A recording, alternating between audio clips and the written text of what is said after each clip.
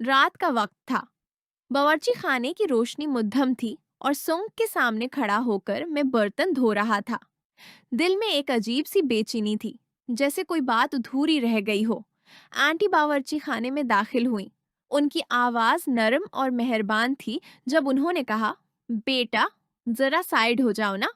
मुझे भी संक इस्तेमाल करना है, थोड़ा सा काम है। मैं फौरन थोड़ा पीछे हट गया। दिल की धड़कन तेज हो गई थी। वो आगे बढ़े तो उनका जिस्म मेरे करीब से गुजरा।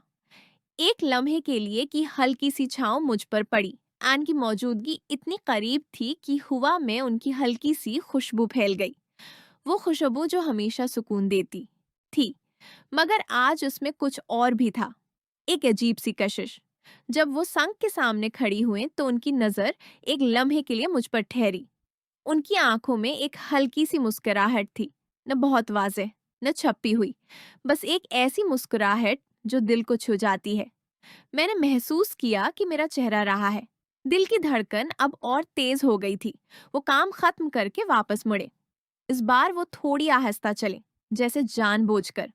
जब वो मेरे करीब से गुजरे तो एक बार जैसे हुआ का झोंका दो दिलों को छूकर गुजर जाए, मेरे अंदर एक लहर सी उठी। जोश नहीं, बल्कि एक गहरा, प्रस्कून एहसास, जैसे कोई ख्वाब हकीकत बनने लगा हो। मैंने आंखें झुका ली, मगर दिल की बात छिप नहीं सकी।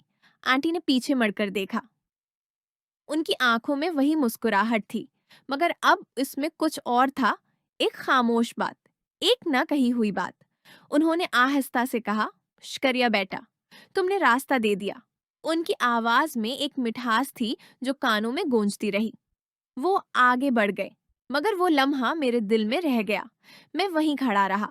सन का पानी बह रहा था, मगर मेरी सोच कहीं और थी। दिल कह रहा था कि ये सिर्फ इत्तेफाक नहीं था, शायद ये एक शुरुआत थी। एक ऐसी शुरुआत जो अल्फाज से ज्यादा एहसासात से बनती है। रात गहरी हो रही थी, मगर मेरे दिल में एक नई रोशनी जाग उठी थी, और बहुत ही खूबसूरत। आंटी जब वापस मुड़े तो इस बार उन्होंने जानबूझकर थोड़ा सा रखकर अपना मेरे करीब से गुजरने दिया। ये कोई शदीद झटका नहीं था, बल्कि एक प्रस्कौन गहरा एहसास था, जैसे कोई ख्वाब आहिस्ता आहिस्ता हकीकत बन रहा हो। न बहुत बुलंद, न छिपी हुई, बस एक ऐसी आवाज जो हुआ में घुल गई, मगर मेरे कानों में गूंजती रही। उनकी आंखों में एक लम्हे के लिए शर्म और खुशी का मलगूबा था। वो फौरन नजर झुकाकर आगे बढ़ गए, मगर वो लम्हा मेरे दिल में नक्श हो गया। अब मुझे यकीन हो चुका था कि ये सिर्फ इत्तेफाक नहीं, हवा में कुछ तो है। आंटी का दिल भी शायद इतना ही बेचैन है जितना मेरा। मैंने दिल ही दिल में सोचा कि शायद आज की ये रात कुछ खास होगी। मैं सलाद बनाने लगा। हाथों में चाकू था, सब्जियां काट रहा था, मगर दिमाग कहीं और था। आंटी बावर्ची खाने के एक कोने में खड़ी चाय बना रही थी। उनकी हरकतों में एक अजीब सी नरमी थी, जैसे वो भी जानबूझकर आहिस्ता आहिस्ता काम कर रही हूं ताकि वक्त गुजरे। मैंने हल्के लहजे में पूछा, आंटी, अंकल साहब शाम को कितने बजे आते हैं? वो मुड़े, एक हल्की सी मुस्कुराहट के साथ बोले, आम तौर पर तो 6 बजे तक घर पहुंच जाते हैं, मगर आज थोड़ा लेट होंगे। ऑफिस में मीटिंग है। सुबह ही कह गए थे कि आज देर होगी, शायद 10 बजे के करीब आएंगे। उनकी आवाज में एक अजीब सी आजादी थी, जैसे वो बता रही हूँ कि आज घर में वक्त ज्यादा है, बहुत सारा वक्त। मैंने सर हिलाया और सलाद खत्म करके अब रायता बनाने लगा। दही को चम्मच से हिलाते हुए मेरा दिल तेज धड़क रहा था। आंटी अब मेरे करीब आकर खड़ी हो गई। वो भी कुछ मसाले निकाल रही। एक लम्हे के लिए हम दोनों खामोश रहे। बावर्ची खाने में सिर्फ चूल्हे की हल्की सी आवाज और हमारी सांसों की आहट थी। मैंने दिल में सोचा, अब क्या करूं? क्या ये लम्हा आगे बढ़ने का है, या बस यूं ही रहने दूं? दिल कह रहा था कि आहिस्ता आहिस्ता, बगैर जल्दी के, क्योंकि अच्छी बातें और अच्छे लम्हे जल्दी में खराब हो जाते हैं। आंटी ने अचानक मेरी तरफ देखा। उनकी आंखों में वही चमक थी जो पहले थी। उन्होंने आहिस्ता से कहा, बेटा, आज रात का खाना बहुत अच्छा बन रहा है। तुम्हारे हाथों का जादू है। मैं मुस्कुराया। आंटी, असल जादू तो आपकी मुस्कुराहट में है। वो शर्मा गई। आंखें झुका लें, मगर मुस्कुराहट छिप न सकी। रात अभी शुरू ही हुई थी और मेरे दिल को लग रहा था कि ये रात बहुत कुछ कहने वाली है, बहुत कुछ महसूस कराने वाली। आंटी ने जब अंकल के आने का वक्त बताया तो उनकी आवाज में एक हल्की सी सुकून था, जैसे वो खुद भी ये सोच रही हूँ कि आज घर में थोड़ा सा वक्त ज्यादा है, थोड़ी सी आजादी है। मैंने सलाद खत्म किया, फिर रायता बनाना शुरू कर दिया। दही में नमक, मिर्च, पुदीना और प्याज डालते हुए मेरा दिमाग बार बार वापस उस लम्हे की तरफ जा रहा था जब हमारे जिस्म एक दूसरे के करीब आए थे।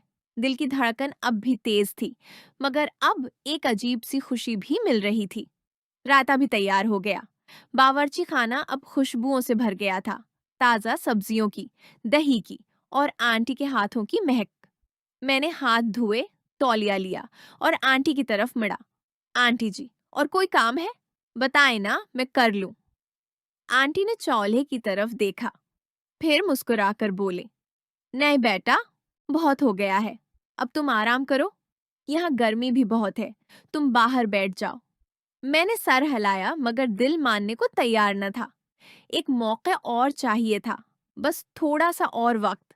मैंने आहिस्ता से कहा, आंटी जी, मैंने आज तक पुलाव नहीं बनाया, आप मुझे थोड़ा सा सिखा देना। क्या क्या डालते हैं, कैसे बनता है, बस थोड़ा सा। ये कहते हुए मैं कुदरे आगे बढ़ा और आंटी के पीछे जाकर खड़ा हो गया। आंटी ने एक लम्हे के लिए रख कर मुझे देखा।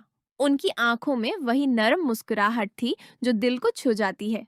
उन्होंने सिर हिलाया और बोले, अच्छा बेटा, उसमें क्या मुश्किल है, अभी सिखा देती हूँ। उनकी आवाज में एक मिठास थी। मैंने और थोड़ा करीब होकर खड़े होने की कोशिश की। अब हमारे दरमियान बस एक बालशत भर का फासला था, इतना करीब कि उनकी सांस की गर्मी मेरे चेहरे पर महसूस हो रही थी। बावर्ची खाने की रोशनी मध्यम थी और बाहर से शाम की ठंडक आहिस्ता आहिस्ता अंदर आ रही थी। आंटी ने चावलों का पैकेट उठाया, धोने के लिए बर्तन में डाला और बताना शुरू किया। उनकी आवाज नर्म और साफ थी, जैसे कोई उस्ताद बच्चे को प्यार से सबक पढ़ा रहा हो। देखो बेटा, सबसे पहले चावल अच्छी तरह धो लेते हैं, फिर तेल गरम करके प्याज सुनहरी करते हैं। इसमें जीरा, दालचीनी, लौंग, इलायची ये सब डालकर खुशबू निकलने देते हैं। वो बोलती रही और हाथों से इशारा करती रही। मैंने सर हिलाया, मगर मेरी तवज्जो उनकी आवाज से ज्यादा उनकी मौजूदगी पर थी। मैंने आहिस्ता से पूछा, जी आंटी, फिर पानी कितना डालते हैं? उन्होंने मड़कर देखा। उनकी आंखों में एक चमक थी, न बहुत वाज़ेह मगर दिल को पढ़ने वाली। चावलों से तकरीबन 2 गिना, मगर थोड़ा कम रखो तो बेहतर, क्योंकि दम पर पकता है ना।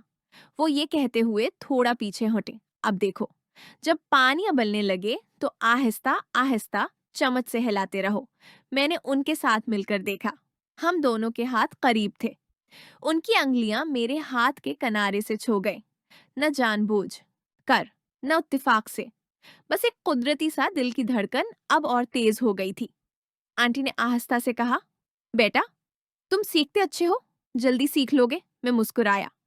आंटी, आप जैसा उस्ताद मिला है तो सीखना तो बनता है।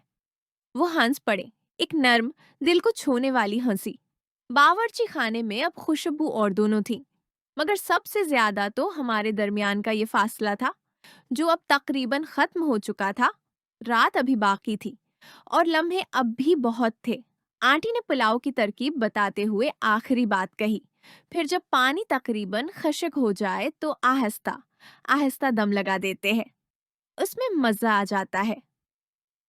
उनकी आवाज में एक हल्की सी मिठास थी, जैसे वो सिर्फ पुलाव की बात नहीं कर रही थी। मैंने उनकी तरफ देखकर मुस्कुरा दिया, दिल से निकलने वाली मुस्कुराहट। आंटी ने भी जवाब में मुस्कुराहट लौटाई और एक लम्हे के लिए हम दोनों की निगाहें मिली। उस लम्हे में अल्फाज की जरूरत न थी। मैंने कहा, शुक्रिया आंटी, अब मैं चलता हूँ, आप आराम करें। मैं अपने कमरे की तरफ गया, जल्दी से कपड़े तब्दील किए, एक हल्का सा टी शर्ट और पैंट पहना और टीवी लाउंज में जाकर बैठ गया। रिमोट उठाया, टीवी ऑन किया और कोई फिल्म लगा ली, मगर दिमाग कहीं और था। दिल में एक अजीब सी खुशी थी, एक उम्मीद थी कि शायद ये रिश्ता आगे बढ़े, और वो भी बहुत खूबसूरत तरीके से। थोड़ी देर बाद बाहर घंटी बजी। आंटी दरवाजा खोलने गई। मैंने सुन लिया कि फैसल आ गया है। फैसल अंदर आया, मुझे देखकर मुस्कुराया और गले लगा लिया। यार, इतने दिनों से गायब था, कहाँ मर गया था? मैंने हंसकर जवाब दिया, बस यार, यूनिवर्सिटी शुरू हो गई है, असाइनमेंट्स, लेक्चर्स, बहुत मसरूफ हो गया था। फैसल ने सर हिलाया और कहा, अच्छा है, कम से कम अब तो नजर आ गया। फिर हम तीनों ने मिलकर खाना लगाया। मेज पर पुलाव, रायता, सलाद और गर्म गर्म रोटियां। सब कुछ बहुत मजेदार था। खाने के दौरान हम हंसते बोलते रहे। फैसल अपनी यूनिवर्सिटी की बातें कर रहा था। आंटी हल्के से मुस्कराती रहीं और कभी-कभी मेरी तरफ देखकर एक मानी खीज निगाह डाल देते। मैं भी उनकी तरफ देखता और दिल ही दिल में सोचता कि ये लम्हात कितने कीमती हैं।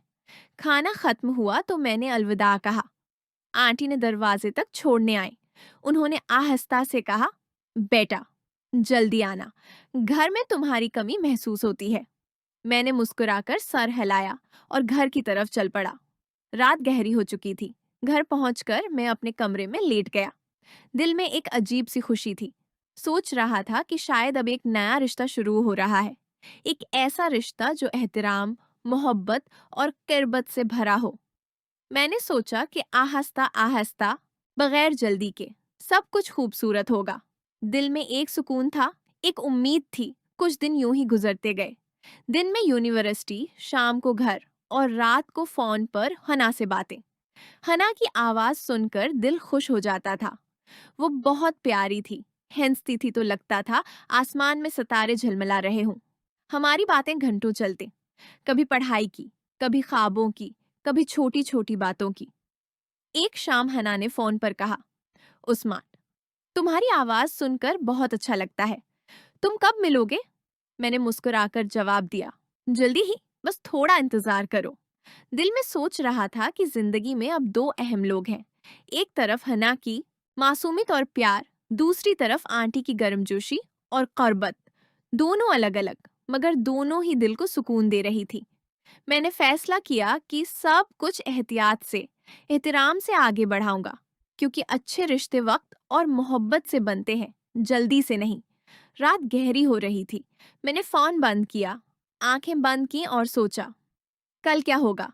दिल कह रहा था कि जो भी होगा वो खूबसूरत होगा। हुना से फोन पर बातें होती रहती थी। वो बहुत प्यारी और मासूम थी। मैंने उसे कई बार कहा था कि हम जल्द ही मिलकर काफी वक्त साथ गुजारेंगे, दिल भरकर बातें करेंगे, हंसेंगे, ख्वाब शेयर करेंगे। हर बार वो मुस्कुराकर जवाब देती, उस्मान, थोड़ा सब्र करो ना, जल्दी ही कोई अच्छा मौका मिल जाएगा, हम दोनों को अच्छा लगेगा। उसकी आवाज में एक ऐसी मिठास होती थी कि दिल खुश हो जाता। मैं सोचता कि ये रिश्ता वाकई खूबसूरत है, सादगी, एहतराम और मोहब्बत से भरा। दूसरी तरफ मेरे जहन में फौजिया आंटी की तस्वीर भी आती रहती थी, हल्के से शर्मीली, मगर आंखों में एक चमक रखने वाली। उनके साथ जो लम्हात गुजरे थे, वो भी दिल में जगह बना चुके थे।